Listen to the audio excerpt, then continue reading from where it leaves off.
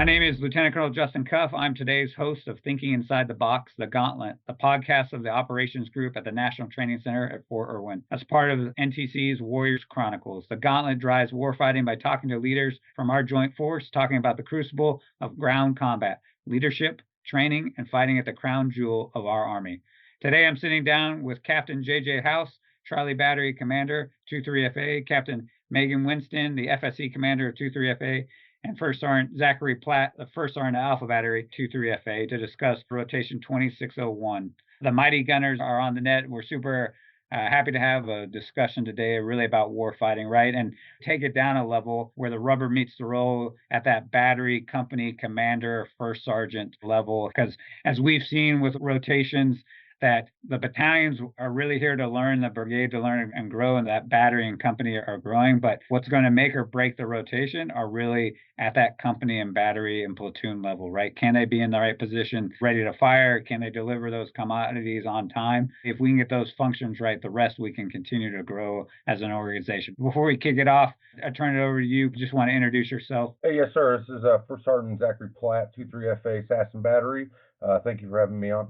Yes, sir. Good afternoon, everyone. I'm Captain J.J. Howse, Charlie Battery Commander through NTC Rotation 2601. I'm Captain Megan Winston. I was the Fox FSC Commander during NTC Rotation 2601. This should be a really good conversation just to kind of frame it for everyone. And really, as we look at it, part of this is to have those discussions, what we've learned out here, right? Because this is a great opportunity to come here and see how well we're fighting based off the training progression that we did at our home station, and then see where we need to improve. For the audience, what we wanted to break it down a little bit at that company commander, battery commander level, and first sergeant level is kind of walk through each kind of phase of the rotation. Every rotation out here is different. The environment changes, the enemy changes, and our roles change. And so we've got to not be limited or constrained by that last picture that we had here. As we go forward, just looking into like preparation rolling out here, what were some of the things that your unit prepared to do as you came to the National Training Center? And then we'll kind of go into RSOI. First, Sergeant, any thoughts on that? Doing the LTT for coming down to Fort Irwin with all the first sergeants with the brigade sergeant major, that was huge. That really helped. It kind of set the pace on how we were going to do a flow chart to get each main body into NTC to accomplish all the RSOI tasks that need to be done, which was very helpful to know that before we got there. Yeah, and that's a great point. LTP is a great experience. Not every LTP is the same. And so for your brigade, spent not necessarily the whole LTP, if I remember right, but at least 3 or 4 days in there to talk those things, which is a great TTP for other units to think about. Get those senior leaders away from home mission station command, some of the soldiers for a minute, so you can talk some of those sustainment challenges or how you're going to do some of these fights. That's a great point. Absolutely. First Sergeant's right. LTP worked wonders for us, and it was a great experience. We did a pretty normal artillery table progression up to coming to NTC. So at home station, we stopped at table 12s. We conducted CDDP prep in order to actually conduct outload from Fort Bliss to NTC. And then when we got to Fort Irwin, we actually conducted table 15 before RSOI, and I think it helped a lot, got some of the cobwebs off and got everyone in the right mindset before entering into the box. You bring up a great point, JJ. You know, the opportunity you have, come here a couple of days early, shake those cobwebs off, and making sure the resources are allocated, because that is your training, right? When you come out here, we help facilitate that for you guys to make sure you're ready to go in the box. Anything from the logistics side? I would say, sir, that was beneficial for us was in that artillery table progression, specifically the last table 12 we did prior to coming out. We actually had the BSA set up with the BSB, so we actually got to test that base cluster concept with the BSB prior to doing it at NTC, which is more abnormal. Typically, that's just an exercise that'll occur at NTC, and the BSB is not out during our progressions. That helped me be able to determine who the right people were at the FTCP and CTCP and really get those roles and responsibilities down to the soldiers and leaders. Being able to have that connective tissue with a BSB and be able to get those sets and reps. And really, when we look at the table progression, it's how do we get those sets and reps? Because the more reps and sets we can get, the quicker they're going to be able to meet the standard and understand that. It's really setting that way ahead of time, what does that progression look like in time and space when you know you've got a culminating event at the National Training Center or other training centers that you could really need to backwards plan that to make sure you're meeting those training gates. So what were some of the lessons learned during RSOI that you'd want to share with people that was harder than what you expected? For RSOI specifically, there's things that are going to happen that you already know ahead of time. It's like, hey, we know we're going to have to draw miles. We know we will have to install miles. So coming in with any sort of plan ahead of time will help. There's other things too that happen that you can just contact either the Wolf team or ops group and just know ahead of time. So coming in with that idea will save you valuable time. As a first sergeant, the chief and gunnies getting there in plenty of time for the calibration, the location, the drop off right outside of Ruba was a good spot to get over to do calibration, because that's a major thing. While everyone else, like Capt Howse was talking about, miles, pre-po vehicles, all that stuff squared away before you get there, that really did help. Making sure that we operationalize RSOI and then into calibration is key. And to JJ, like you said, having those key nodes at those key places so that you can push and pull information and really helping that battalion get into managing coup ops as fast as it can. Every one of those days at RSOI is important to the team, and even getting into sleep rest cycles, right? That your night crew can already start in an RSOI. They may be limited of some of the things they can do, getting them in that cycle so when they're in the box, they're already ready to go that way. And then we roll into the main event for the FA battalion is calibration. 2-3 did a great job out there calibrating. What are something you didn't expect out there for calibration that you'd want to share with battery commanders or first sergeants coming in? I think the lots and dealing with FDC through the AFATADs, going through calibration, just the readings were fluctuating a lot. Also, the guest OCs for Table 12 brought some good guidance to correct that issue while we were out there. First sergeant's totally right. The lots will throw FDCs off a lot in the beginning. So getting used to managing multiple lots. Additionally, it's worth noting that calibration will always take longer than you think.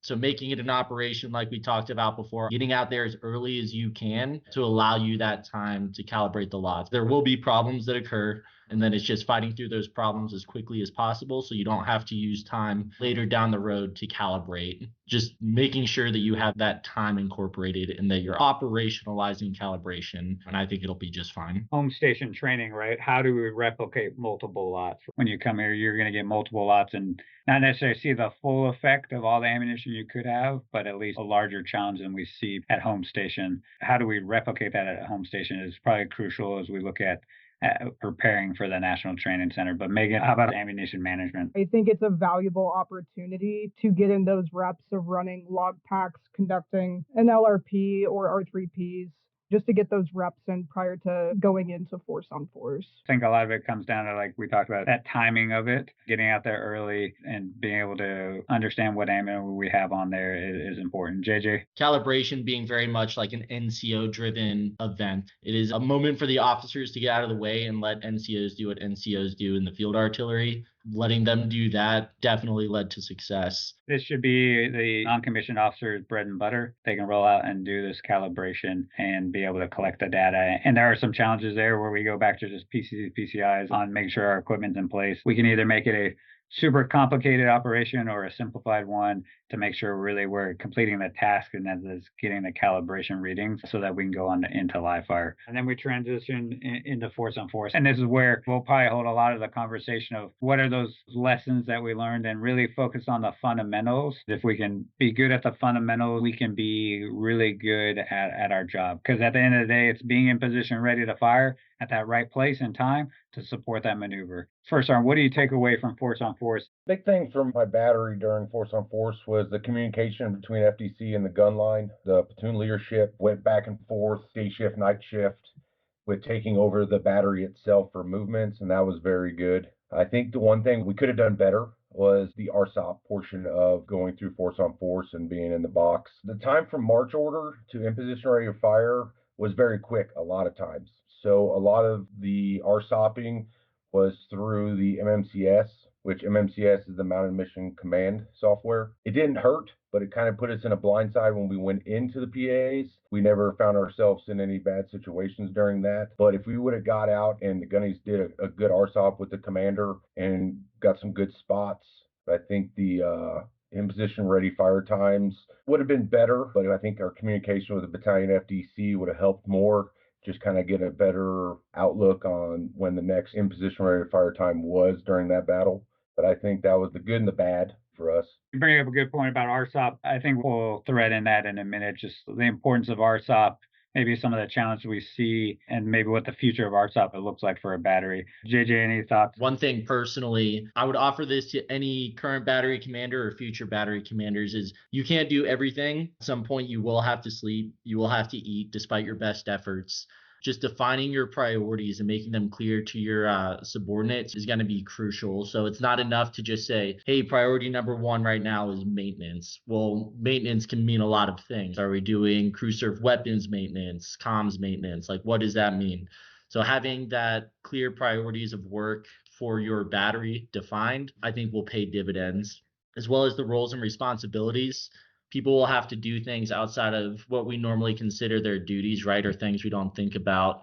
Who's managing our ammo right now? Who is resting, especially for your leaders, because they also cannot go 2 weeks without eating or sleeping. So how are you managing the transitions? Do they understand what they need to do, etc.? The maintenance was huge. It's also miles maintenance and foresight maintenance on those weapons for the miles is key. And leaders also making those decisions on maintenance to get vehicles moving. It was not like the vehicle sat there deadline and that was just like, hey, we're not just going to let it sit here. We got to figure out something. And the leaders that we had in our formations were making decisions. We went with it, and that really helped. As a battery commander or battery first sergeant, you're not there to make every single decision. You got to let your soldiers, your NCOs come up with those decisions and go with it. Because if you're not around, you expect them to make those decisions. That culture of initiative that you establish inside your battery, that a lot of people at the lowest level, they can solve a lot of those problems for you, right? Or at least get it going in the right direction.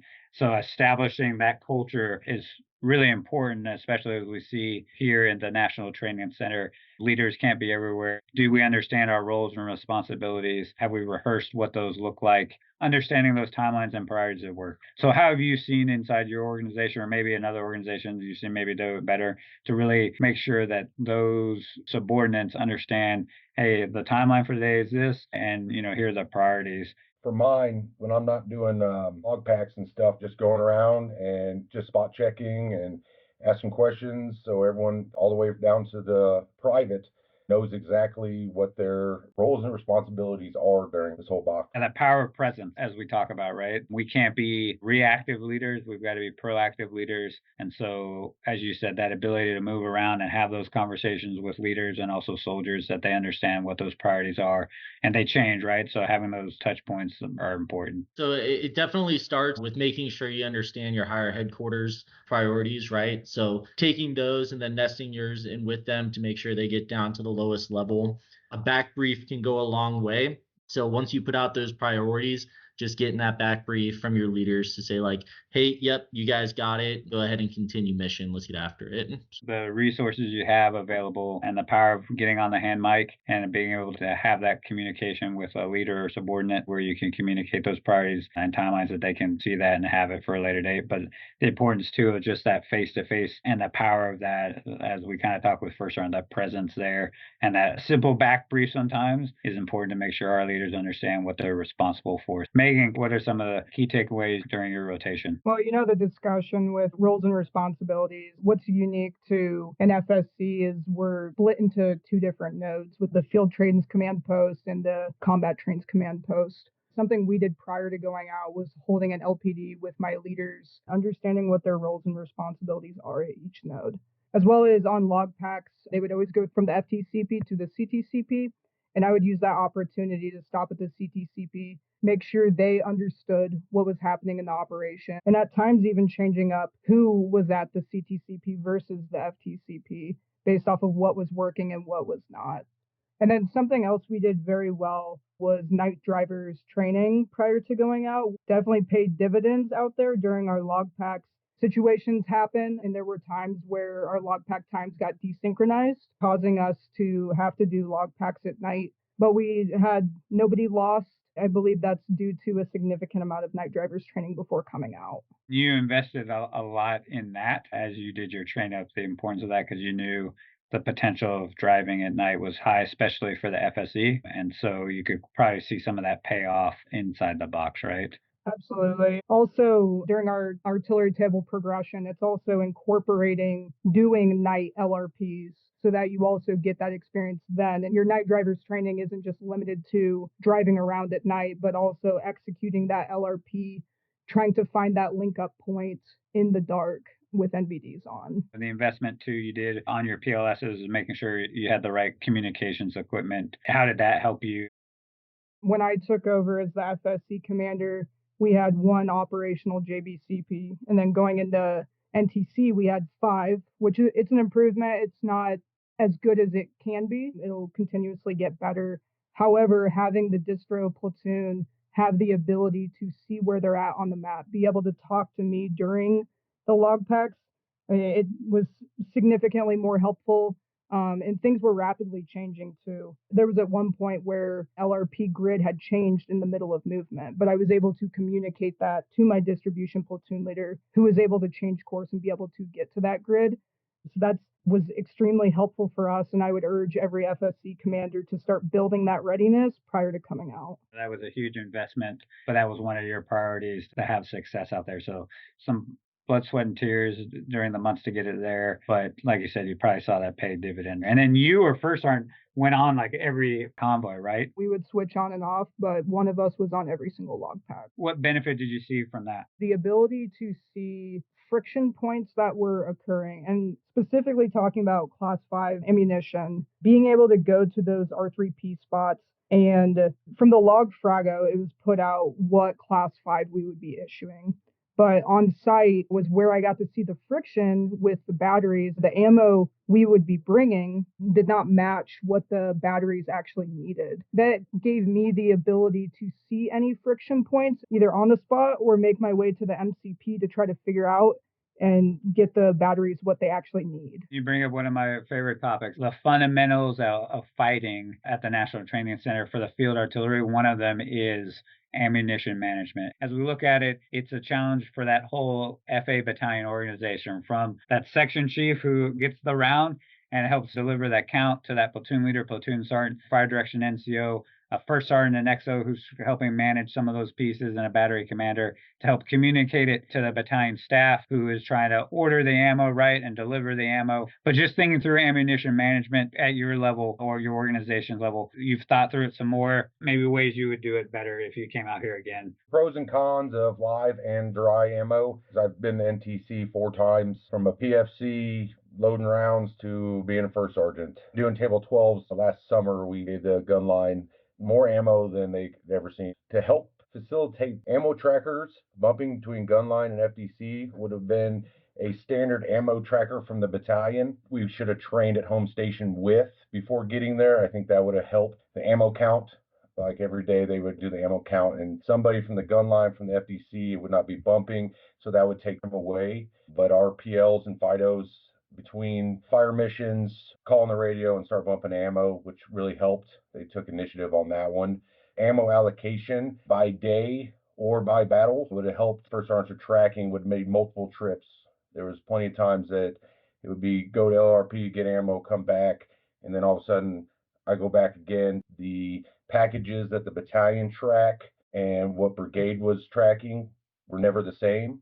We made it work for 2-3 FA 100%. The knowledge of ammo distribution will really help all units that come to NTC. Get a 13 Bravo embedded into the distro. Their knowledge of ammo really does help, and it will conflict issues that we kind of came up with in the very beginning, and then through the box, we got way better at it, and it helped out a lot.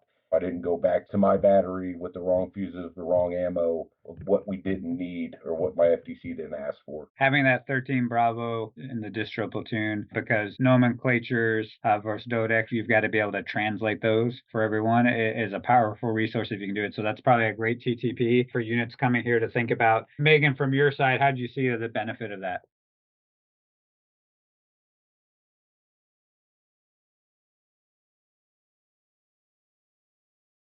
Having that 13 Bravo there assists with understanding the shell fuse combination, and really being able to send up the red flag when we receive our class 5, but it doesn't make sense for what the batteries actually need. And that's important. Ease some of that. And to, First Sergeant's point, just the initiative of it is powerful. As we look at home station training and what do our table progression look like? Is that something more rigorous we can add into that to prepare us to come out here to the National Training Center? I think, sir, that one would be a little bit difficult home station because when we shoot home station, we already have the round, the fuse. It's been ordered 6 to 12 months out. I think the fuse and projectile, all that stuff being compatible is an easy thing to do inside your COF with your soldiers to go over it with the chief. That'd be a perfect opportunity to train up before you come to NTC because they give you lots of different rounds and everybody needs to know exactly what works with what. Just to add on to that, sir, something I think that became beneficial closer to the end of Force on Force, having the S4 sitting with the FDO and ensuring that the ammo that is being ordered matches at least 24 hours out, and something we didn't practice, but could be beneficial for a training progression is potentially having the S4 at the MCP with the FDO. That way they can forecast ammo together and ensure that the right ammo is being ordered for upcoming operations. The roles and responsibilities and the location of those key leaders at those different command posts and finding out the right mixture of where they need to be. So that's a great lesson learned from the rotation. They're able to help predict that forecasting for you, right?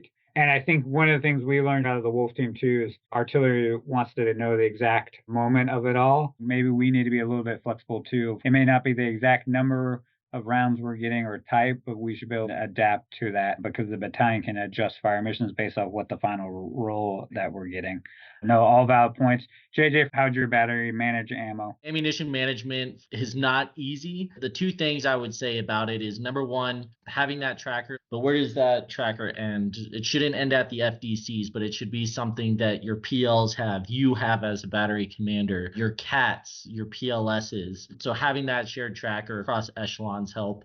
And then the second thing, when it comes to CCLs, what language is the battalion talking? One of the TTPs we have is we have colors used for our CCLs. It allows you to pre-make the flat racks. You already know what's coming with those flat racks. Allows you an opportunity to say, like, we don't have as much room to take that ammo, or I do have enough room. Yeah, no, that makes sense. And looking at and being able to communicate a kind of aggressive, proactive attitude toward ammo management, and it's a team sport. And then just process of reporting, right, and ordering. Then the process of tracking it, getting it ordered, and then kind of processing and delivering it. Megan, what's your thoughts on ammunition management? Ammo reporting really was coming only twice a day through the log stat report. If you can get to at least 4 times a day, that gives a better picture for when that log frago comes out of truly understanding what each battery can hold ammo-wise and what they need. The power of reporting. And then the process from reporting up, how did the CTCP and FCTP took that into then delivering? So we were at the time going off of the log stat to know what ammo they had on hand. Again, what helped later on into Force on Force was having the S4 present with the FDO, or the S4 with communication with me of understanding where the batteries are at with their ammo counts and being able to order from there. We did get to a cycle where we were getting behind on ammo ordering, but we started to improve with that, getting closer to that 24-hour mark and being able to truly anticipate the ammo. The S4 would put in the order to the SPO shop. The biggest constraint we had with that was the communication between the S4 and the SPO ammunition tech. What we learned is having that S4 at the MCP, being able to use the Starlink and having that Nipper communication ability enabled the communication with the ammo tech to be able to articulate exactly what we needed, which helped streamline the process for us being able to pick up after that. And you invested early in the process before you got here, the importance of getting that ammo team together from the tech down and doing that LPD to make sure they understand roles and responsibilities. And then the importance of having simple CCLs that makes your life as the district platoon and FSC commander a little bit easier. Can you just talk about how those CCLs helped you or a unit coming in, having those established ahead of time, what the benefit is. We had CCLs in the tax op, and that's what we were operating off of. However, you have to understand that the specific lots available at Fort Bliss, Texas versus Fort Irwin, California can be different. You have to be able to adjust your tax op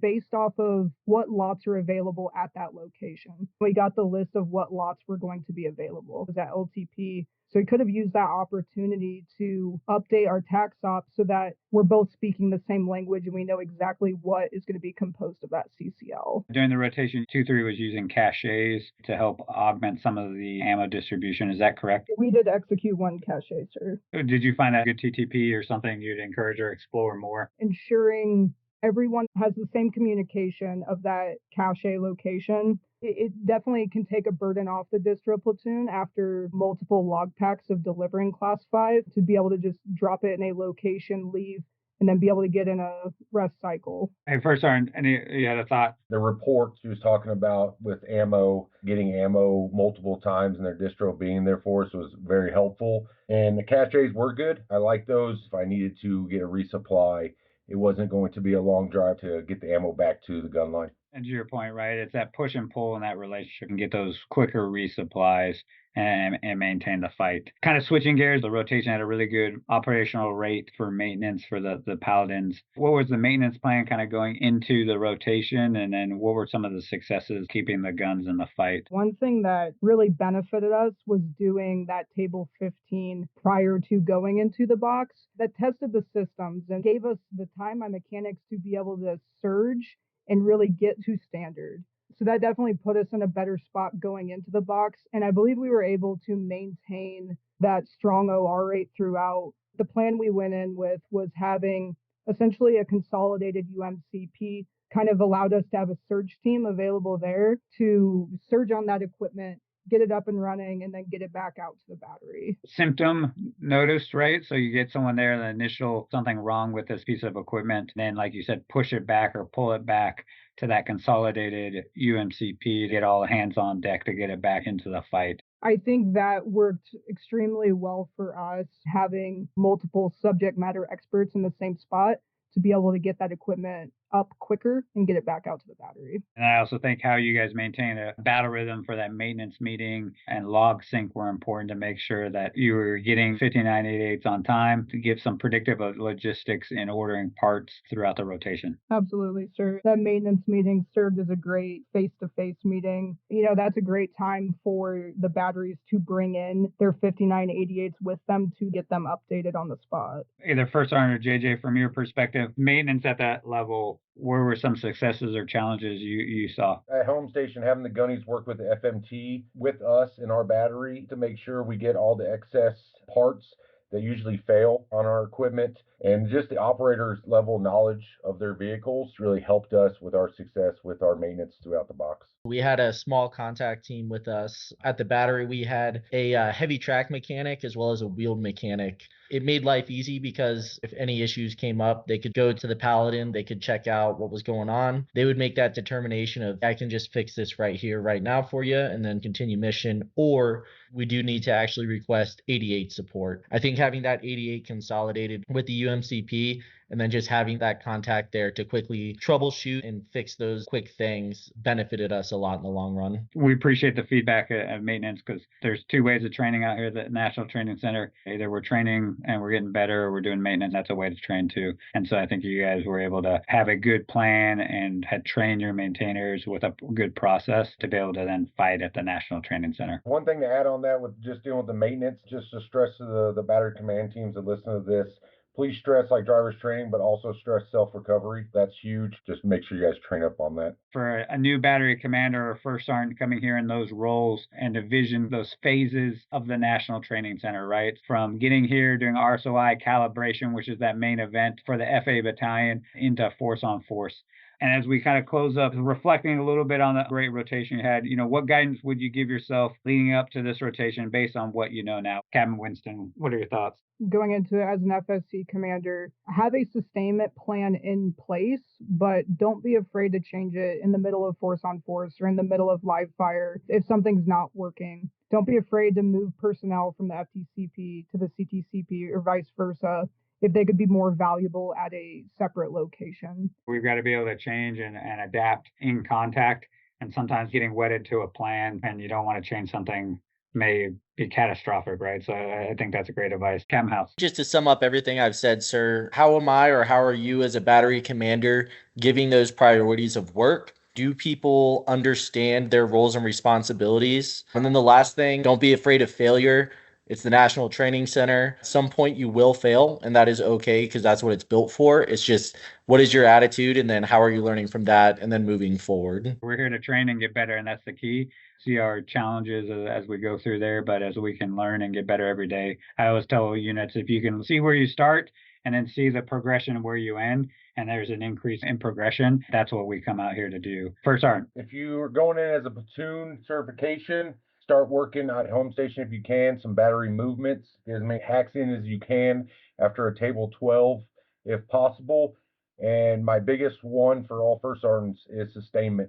Start looking into sustainment, get with your Fox, get with your other first sergeants. That's a huge thing. Get with your sergeant major. That was very helpful for that LTP we did at NTC before going to NTC itself, but sustainment is going to keep the battery and the battalion running. Sometimes it's hard at home station to really kind of train at distance, and that's one of the things we see as units come here to be able to now at distance train that sustainment apparatus. It's really important and challenging at the same time, but if we can get ahead of that, and it's sometimes that maybe not be the funnest part of the job. And then just looking at any future leaders coming out at NTC, is there anything you'd tell them to do or think about? I would say train at home the way you'll fight at NTC. The FTCP in your training needs to be split from your CTCP.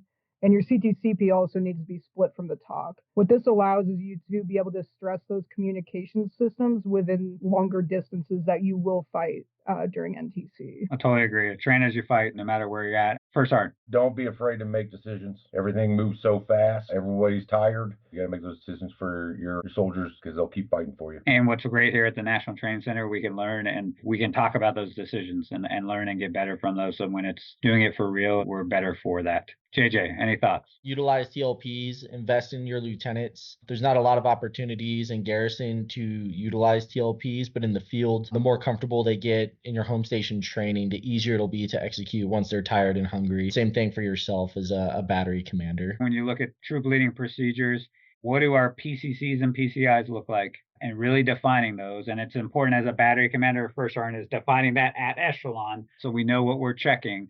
And then we actually do those checks.